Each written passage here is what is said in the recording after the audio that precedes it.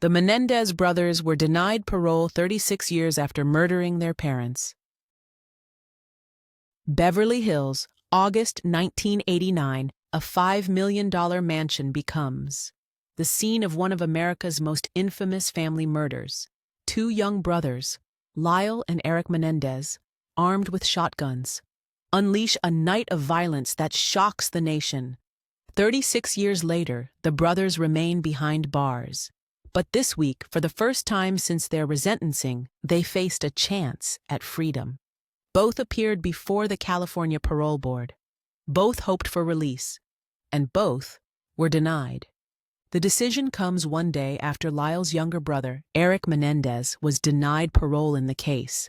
We dive deep into the story of the Menendez brothers, their crimes, their defense, their decades in prison, and the explosive parole hearings that may decide whether they will ever walk free again. Please like and subscribe if you're new to the channel. The crime that shook Beverly Hills. On the night of August 20th, 1989, neighbors in Beverly Hills heard what sounded like fireworks. But it wasn't celebration, it was slaughter. Inside their palatial home, Jose and Kitty Menendez were gunned down by their own sons. Jose Menendez, a powerful entertainment executive. Kitty Menendez, a devoted mother on the outside, but by many accounts, deeply troubled within. The killers? Their sons, Lyle, then 21, and Erik, just 18. Prosecutors said greed was the motive. That the brothers wanted their parents' fortune, their estate, their wealth, and evidence seemed to back it up. In the weeks after the murders, the Menendez brothers spent hundreds of thousands of dollars on luxury cars, designer clothes, restaurants, and lavish trips to Europe. But the brothers told a very different story. They claimed years of unimaginable abuse. They said their father had sexually molested them since childhood, and that their mother knew, but looked away. On that summer night in 1989, they believed their father was going to kill them to keep the family secret hidden. They said it was self-defense. But the image was burned into the public's mind. Two privileged young men, armed with shotguns, blowing their parents apart in cold blood. Arrest, trials, and legal charges.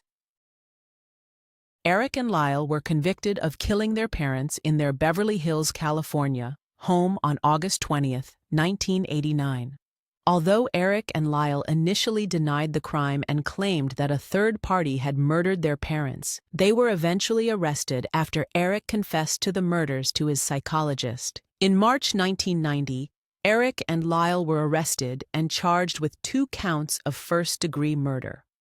The brothers eventually went to trial, where their attorneys argued that they acted in self-defense after dealing with years of alleged sexual, physical, and emotional abuse from their father, with their mother aware of the alleged abuse. Meanwhile, prosecutors claimed that they killed their parents to get their multi-million-dollar inheritance. The first 2 juries deadlocked. Hung juries meant mistrials. But prosecutors refused to give up. By 1996, the tide had shifted. The lavish spending, the contradictions, the brutality of the crime. It all led to conviction. Both brothers were sentenced to life in prison without parole. But here's where the story takes its next twist. In May of this year, a Los Angeles judge resentenced both men to 50 years to life.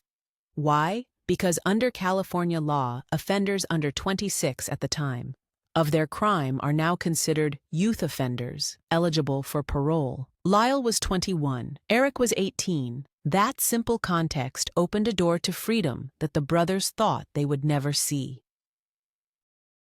The prison years. Decades in prison change a person. For years, Erik and Lyle were housed in separate facilities, unable to even see each other. They wrote letters, sent birthday cards, but lived entire lives apart. It wasn't until 2018 that the California Department of Corrections finally reunited them at the Richard J. Donovan Correctional Facility in San Diego. By then, Erik had a long record of infractions, including drugs, a cell phone, and a tax fraud schema. Lyle, meanwhile, had fewer violations and became known for mentoring younger inmates. Both brothers, their supporters say, found faith, responsibility, and a desire to help others. Their lawyers describe them as rehabilitated men. But rehabilitation is not always enough when the crime is parricide. When the images of 2 shotguns and 2 dead parents still haunt the public memory.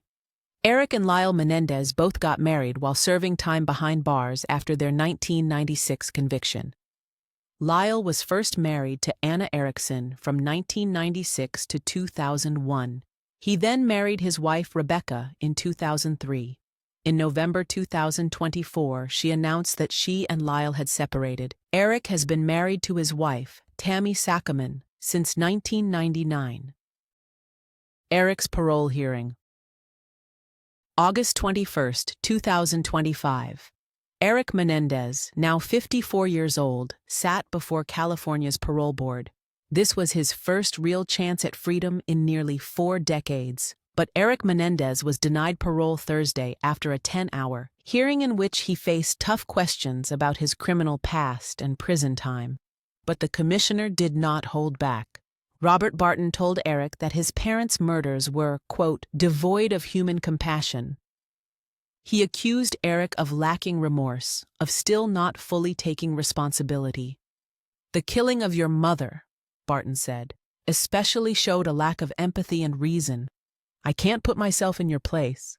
I don't know that I've ever had rage to that level, ever. Then came the issue of Erik's prison record.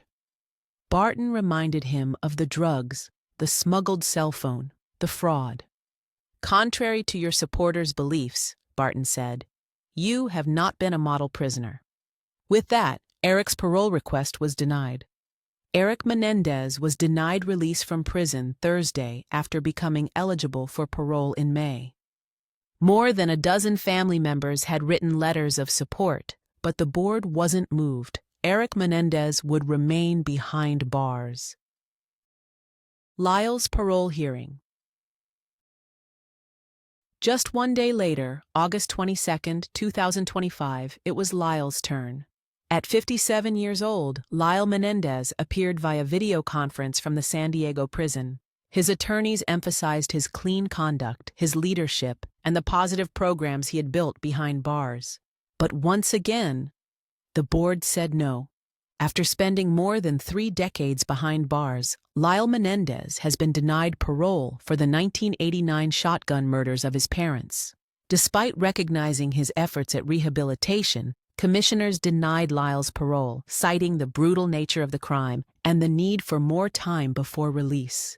The hearing lasted for more than 11 hours, as it began after 9 a.m. and ended past 8 p.m.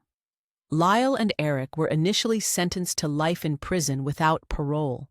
However, a judge resentenced the brothers to 50 years to life in May, making them immediately eligible for parole because they were under 26 at the time of the killings. Lyle was 21 and Erik was 18. The Menendez family released a statement afterward. While we are of course disappointed by today's decision, we are not discouraged. The process for parole is exceptionally rigorous, but we are incredibly proud of how Erik and Lyle showed up with honesty, accountability, and integrity. The statement went further. This is not the end of the road. Both will go before the board again. Their habeas petition remains under review. In the meantime, we know they will reflect on the board's recommendations and continue to lead, mentor, and build programs that support rehabilitation and hope for others. For the Menendez family, the fight is far from over. Public opinion and legacy.